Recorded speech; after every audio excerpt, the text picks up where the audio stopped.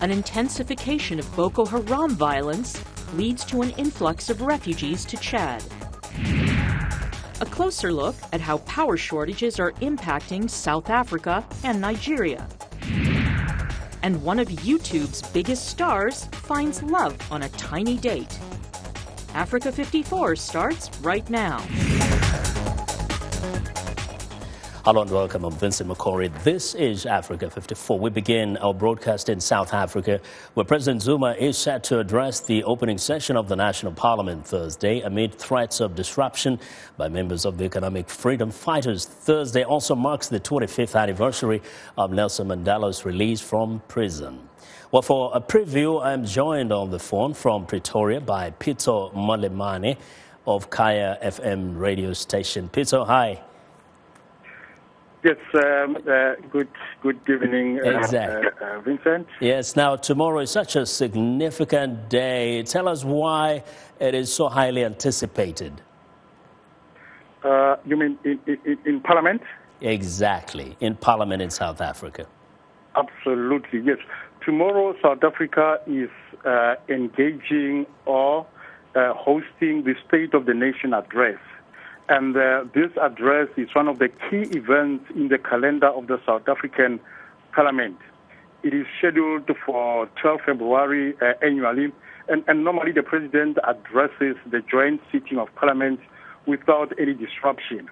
But tomorrow, many people might be disappointed as Julius Malema and his Economic Freedom Front, or EFF party, say President Jacob Zuma must answer questions tomorrow when he delivers the State of the Nation address. The party has launched its what it calls a payback money protest, and this campaign is in reference to benefits accrued according to the country's public protector's report on the upgrade of 250 million rand to President Zuma's Nkandla home.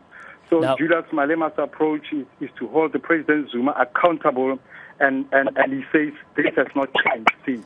Now, Pito, is it only Julius Malema who is trying to hold the president accountable, or are you hearing these voices from also other political parties or other politicians? No, absolutely. It's not only Julius Malema, it's all the opposition parties.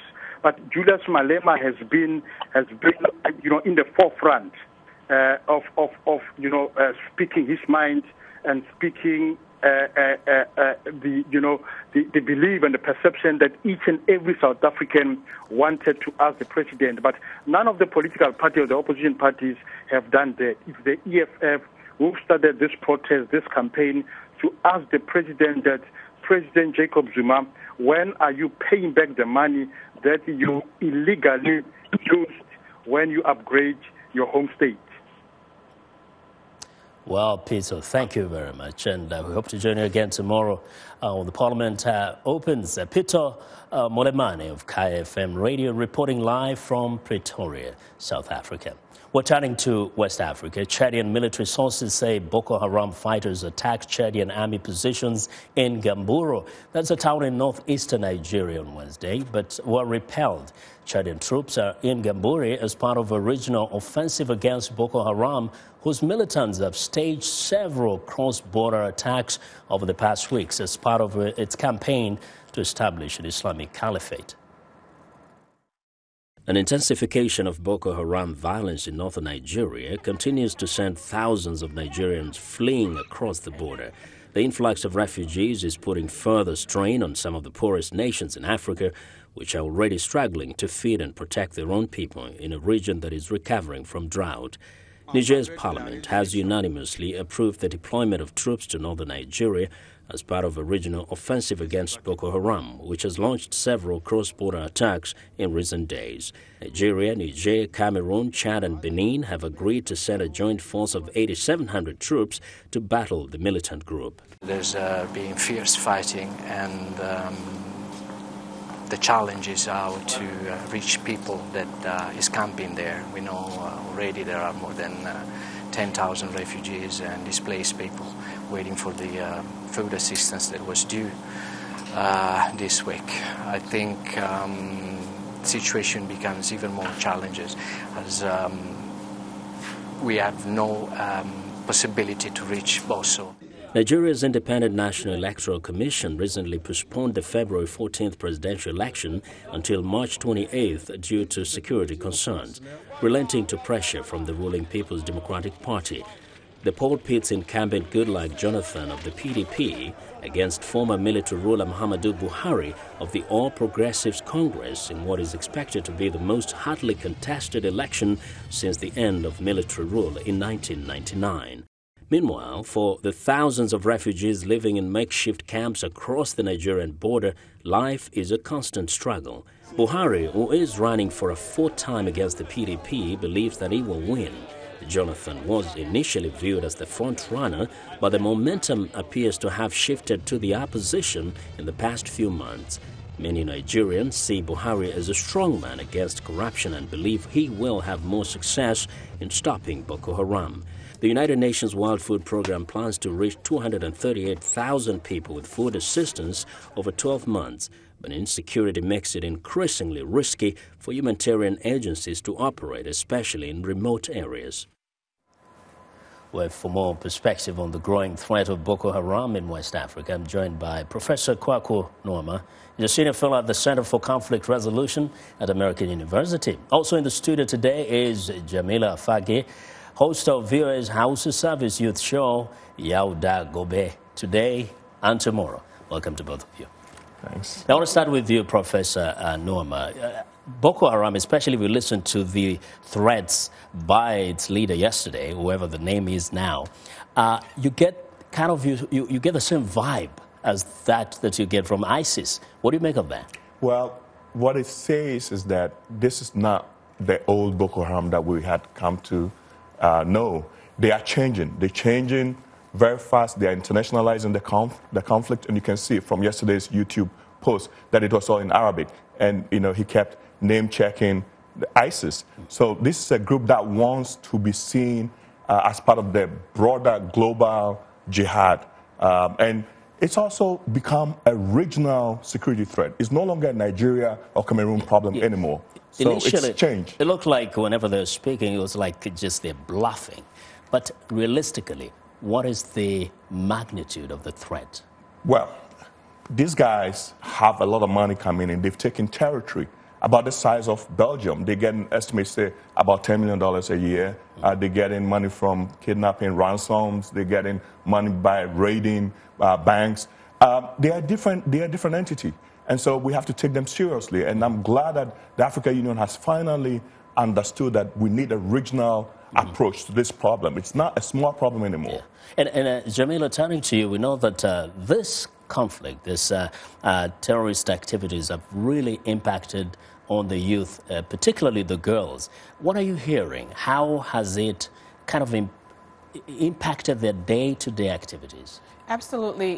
What's more scary is the fact that Boko Haram is actually using women, young girls, for the suicide bombing. So initially, we thought it was just the young boys on the streets that get picked up, by the members. But now young girls are being turned into it, and a lot of them are actually saying that their fathers, their brothers, uncles, those that they trust their lives with, are the ones that are selling them into Boko Haram. And why are they doing that? Why are they selling their kids to terrorists? A lot of them, it's really the fact that that's the only way that they feel that they could be heard. A lot of people, the young people, are actually turning into Boko Haram for their voices to be heard. They feel that they don't have a platform to share their anguish, their despair. So these people, they listen to them, they feed them, they give them place to live, and they basically do whatever it is that they want to do. However, a lot of the young people are expressing the fact that they actually don't even know what they're doing. Some of them are giving drugs. Some of them are actually not even in their senses when they're picked up. So it's very difficult to really understand how they get them or convince them, to bomb themselves up. Professor Norma, you say you are delighted that the African Union has, woken up to Absolutely. The real threat on the ground there. But what do you make of the strategy and the numbers? You saw the leader of Boko Haram saying, 8,700 is nothing to us. It's a drop, but it's the right kind of drop. You build on that. But you need a military plus strategy. It can't just be the military. You need to now start thinking about regional cooperation in terms of intelligence sharing. You need to start going after their funding sources. You need to start looking at domestic networks that support them. You need to start targeting them, because this is a guerrilla movement. So they're always going to be moving around. So there's a lot that you can do, but you need everybody on board. Yeah, this movement has been growing. What do you say in terms of why did it get to where it is today? Most of it goes back to what she just explained. There are problems within these countries, starting with Nigeria. I mean, think about what General Buhari said.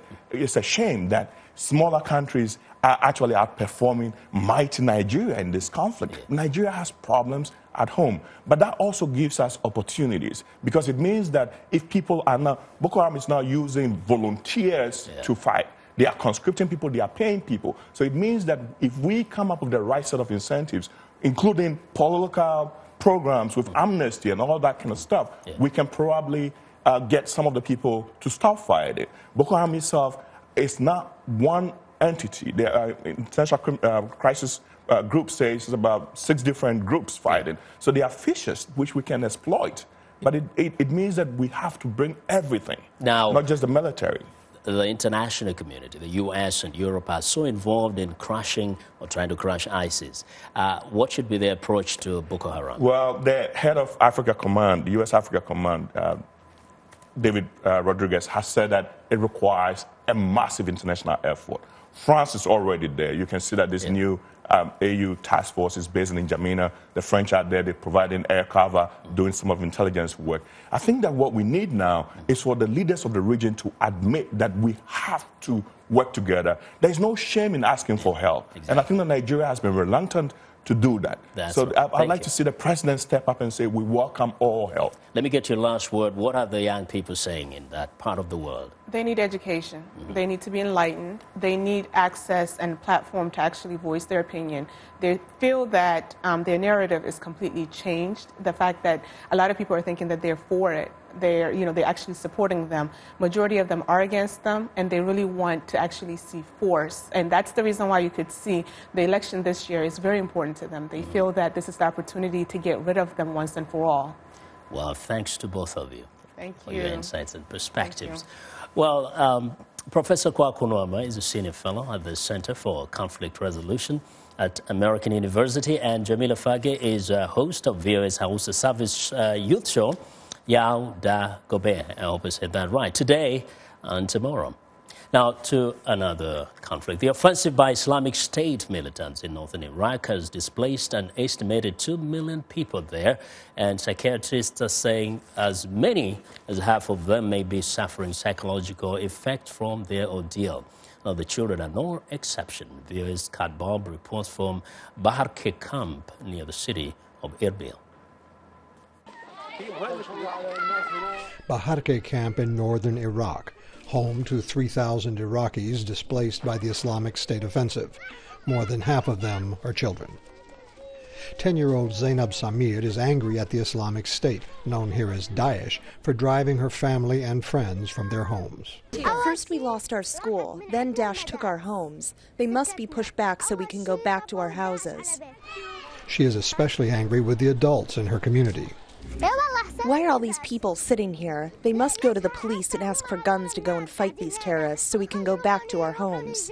Psychiatrist Naz Abdul Rahman Baban says war and its atrocities can have an extreme effect on children. We do get a lot of referrals for children who are only 5, 6, and they are very angry, breaking things, even setting the tent on fire, things like that. So extreme anger. Zainab's anger is so deep she wants to fight the militants herself. If I grow up just a little bit more, I will take a gun and I will fight Daesh. If I kill just one of them and they shoot me and I die, I will be a martyr. Psychologists and social workers are trying to set up resilience sessions in camp schools and counseling for the parents. But there are only 24 psychiatrists in all northeastern Iraq, and many of the needy go untreated. Scott Bob, VOA News, Baharke, Northern Iraq. Well, we want to know what you think about Africa 54 and the stories we cover. Join the conversation on Facebook. The address is Africa 54, and check out our headlines 24/7 on voaafrica.com. Coming up, a closer look at the power issues affecting the continent. Stay with us.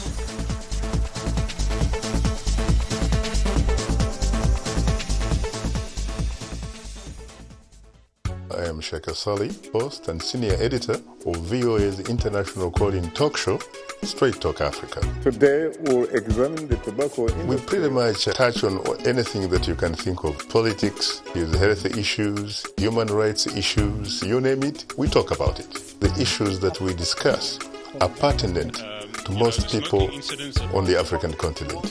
A very, very rare and unique opportunity to interact with their leaders.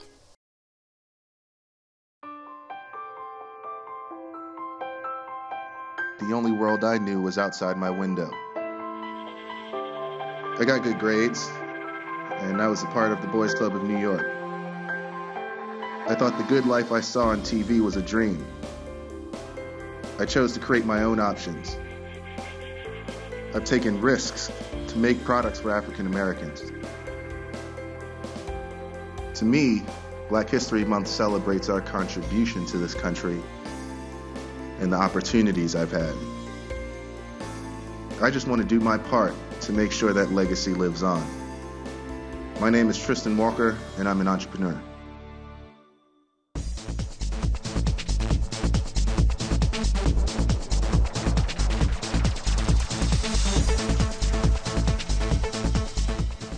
Welcome back. This week on Africa 54, we are bringing you a special series called Power Africa that is examining the power issues affecting the continent. Today, we have two excellent reports for you, beginning in South Africa, where electricity wars have led to a national outcry over mismanagement of the power monopoly.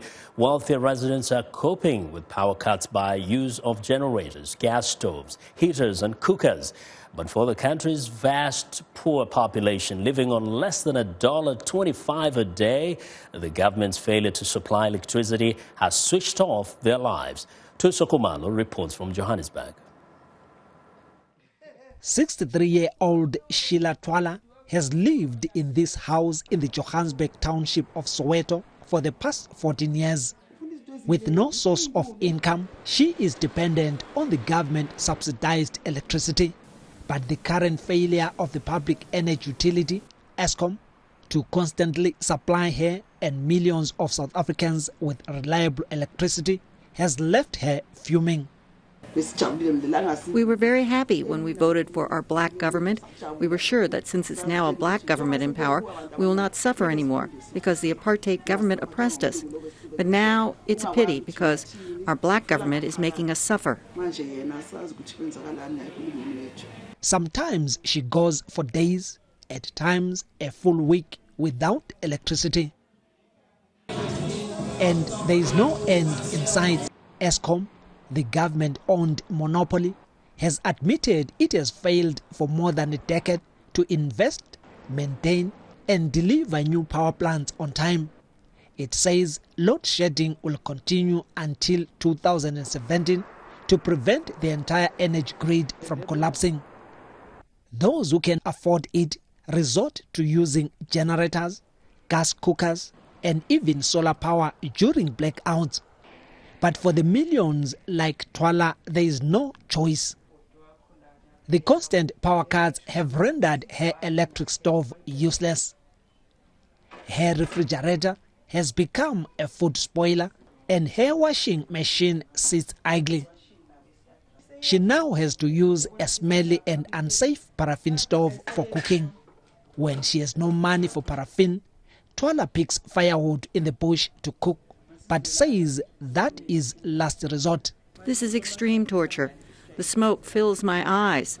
The fire is too hot, but I still must cook. I cannot even express the suffering that we go through in winter. The load shedding has also impacted students living in poor households.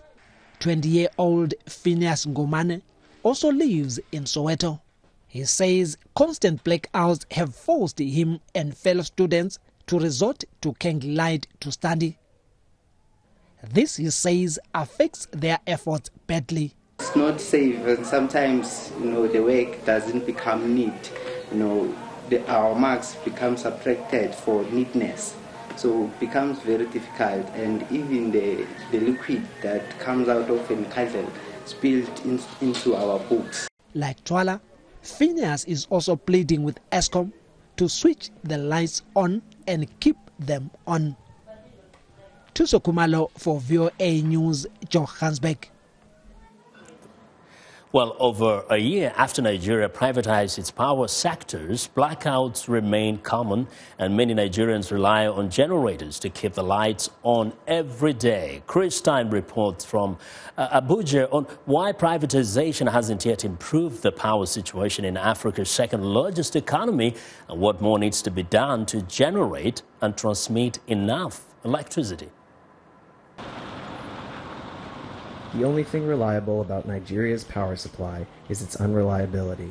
From the megacity Lagos to the national capital Abuja to state capitals like Yola in the northeastern Adamawa state, the lights are frequently off. Families and businesses that can afford them rely on generators. The rest of Nigerians make do with open-air flames for light and cooking. Idris Abubi says he pays for electricity, but gets it only for a fraction of the day. After you pay, there is no light. Highest, if they give you light, 5 hours, 3 hours. Highest is 5 hours. Nothing more than 5 hours. Like now, in my area, they normally bring lights midnight to maybe 6 in the morning. Highest is 7. They took it. Then you spend the whole rest. Then you spend the rest of the day without light. If you're a businessman, you must own your generator. Nigeria began privatizing its power sector in 2010. Handing over state-owned distribution and generation companies to investors in an effort to improve power supply and transmission. The Yola Electricity Distribution Company serves between 180,000 and 200,000 people in the country's northeast. But company spokesman Aliyu Hassan Ardo says the company often does not get the 3.5% of available capacity promised to them, hence the blackouts. We have been battling with low allocation of electricity because of the low generation, and sometimes also a lack of giving us the right megawatt of electricity. For example, we have never been given that 3.5% allocation of available capacity, even when the capacity is around 3,000 or 4,000 per megawatt. Nigeria's power generation lags behind the demands of its own economy, which is Africa's largest. The sounds of generators are ubiquitous.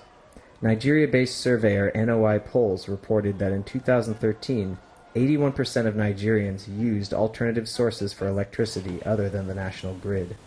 Idayat Hassan, director of the Center for Democracy and Development in Abuja, says rundown power plants have continued to hold back the energy sector, which is vital for job creation. Because you have infrastructural deficits. You have there is a culture of maintenance rather than building. So when you have all these old, decrepit power plants that predates decades, and not many are being built, what they are trying to do is to maintain them. The reality is obvious. That reality, for many in Nigeria, is simple. No power, no money. Chris Stein for VOA News, Yola. Well, it's time now for a short break. Still to come on Africa 54, YouTube's hungriest hamster is back and in the mood for love. We'll be right back.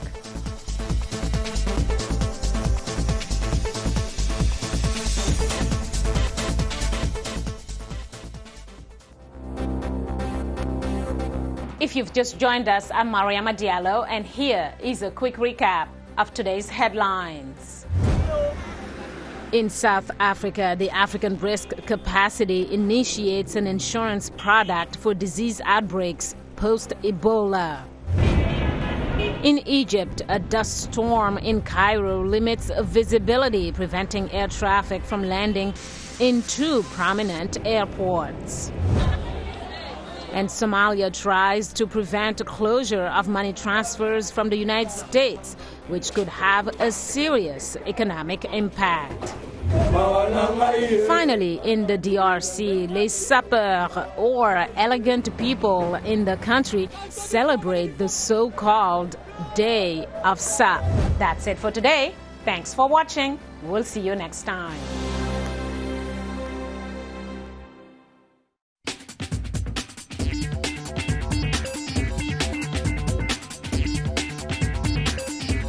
Welcome back to Africa 54. Here's what's trending. Just in time for Valentine's Day, the tiny hamster with a huge appetite is back.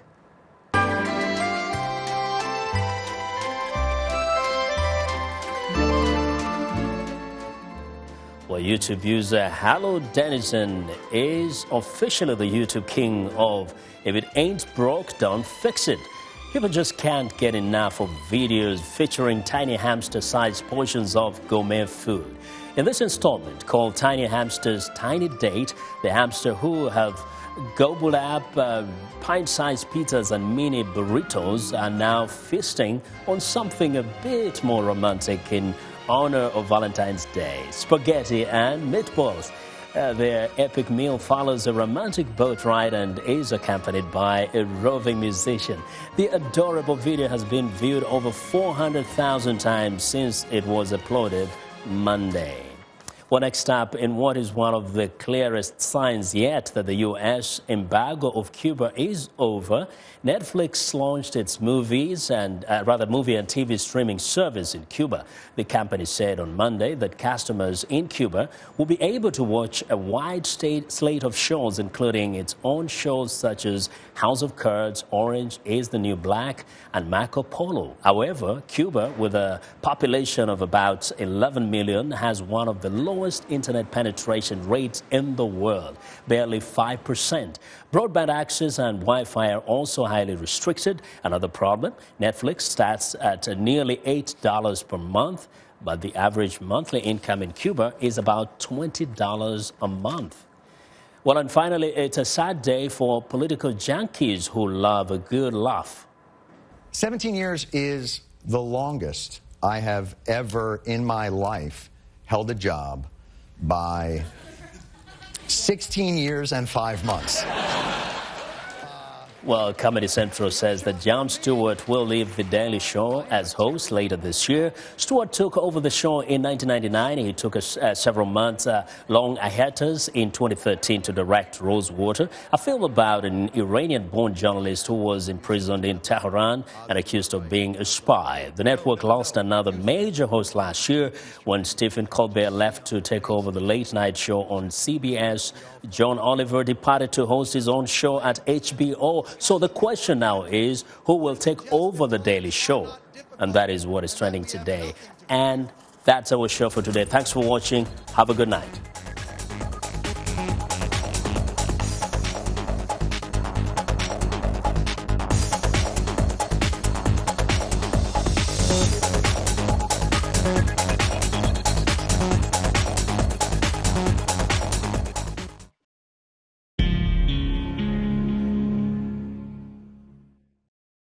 Ebola is not a curse or spiritual infection. It is a deadly disease, a fever spread by contact with the body fluids of infected people.